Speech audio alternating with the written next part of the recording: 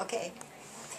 I had run into Dr. Franklin, who taught us diplomatic history, and he asked if I would work in the historical office there, which I agreed to, and I found that very interesting and exacting.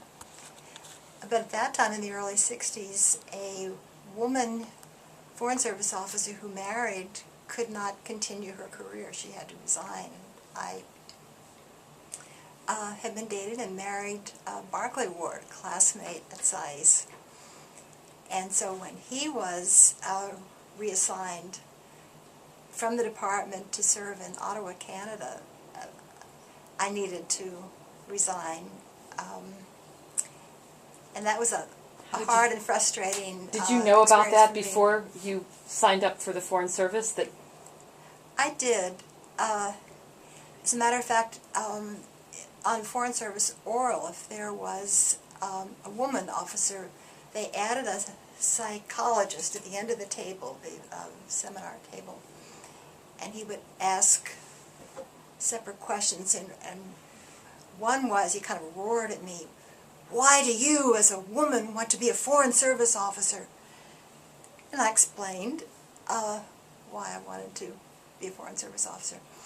And another time in the interview, he asked, "What do you think about marriage?"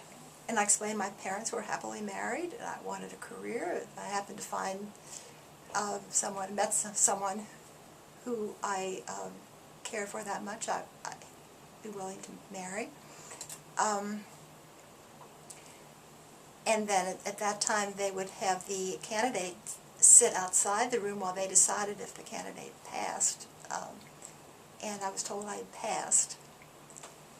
So I did know about that. As a matter of fact, I said in the interview, in the answer to that one question, that I had regarded the Foreign Service maybe as something of a nunnery. I knew that they didn't expect women to marry, that if a woman married, she had to resign. I knew that.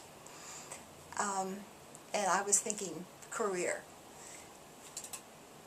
But my husband had other ideas.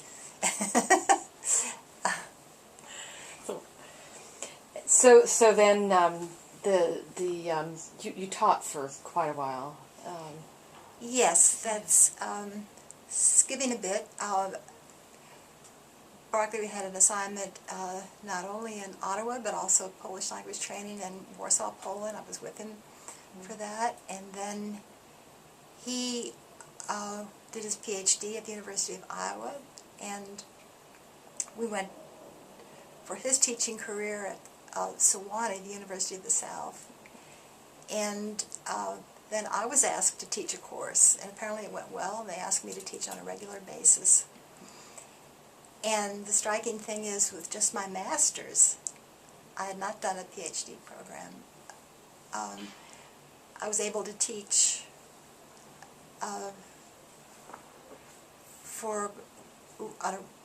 regularly, just about all the time we were there. I finally stopped teaching in 2001. It was part-time, but I had freedom to design my courses, essentially choose the courses, and I taught a course in the European Community, European Union. It was very stimulating, but the interdisciplinary basis of the SAIS education served me very well, and the ability to do research. So that's how I use my SAIS. Well, your students must have loved you, because you had a distinguished career teaching those courses over a number of years. Yes, I really loved the teaching. I was teaching Western European politics. It was a seminar course with different focus, different concept. Different times I taught it. I taught international law. So it was thanks to SAIS. And then you had a daughter come to SAIS. Yes, right. Was Sheila. She did her master's at SAIS. She was here from 93 to 95, both years here in SAIS in Washington. And did you compare experiences? Yes, Well, when we would come here, we were very impressed by the quality of students that we saw here. And we thought we couldn't have gotten in as students. Now the students are just so spectacular. She was focused on Russian and, well, Russian language, Soviet studies, Russian studies, and had a very good experience. By the way, you know, we hear often that about the quality of students, but your class was as distinguished as every other class that came after it, but you set the framework, you set the baseline, the parameter for excellence at SAIS. So I have to say that, you know, people do chuckle, alumni, our most distinguished alumni chuckle when they take a look at, you know, the students that we have today, but you are every bit part of that same amazing group of students, and in 1961. So I thought I would just share that. Let me just ask you this: advice. If you had to give advice to current students today, what would you say?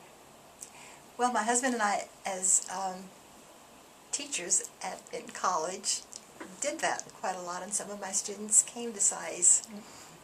And so for students with interests in international relations, I would tell them to be sure to take some economics, and to, of course, at Sewanee they were required to have a language, but to take the language seriously. And we certainly recommended SAIS. And certainly for someone who's interested in international relations, a bright, eager student just laps up what's here. It's a glorious experience, happy, stimulating experience. That's wonderful. Thank you for suggesting that your students come to SAIS. That's wonderful. So is there a question that perhaps I haven't asked that, or is there anything on your mind that you want to say before we conclude? There is one thing, and that is it strikes me that SAIS is actually a good preparation for someone who's interested in an academic career. And it's generally thought, no, SAIS is too practical, that's not what you want to do if you want to teach. And in fact, that was the advice that my husband was giving our daughter, who wanted an academic career, when she decided to come to SAIS. But I, and also my husband, find that the interdisciplinary approach of SAIS and the insistence on engaging with the real world as it is are very good preparation for academic careers. And there are not few people who've gone on to pursue academic careers after a SAIS master's. And that is true. Yes. It is very true.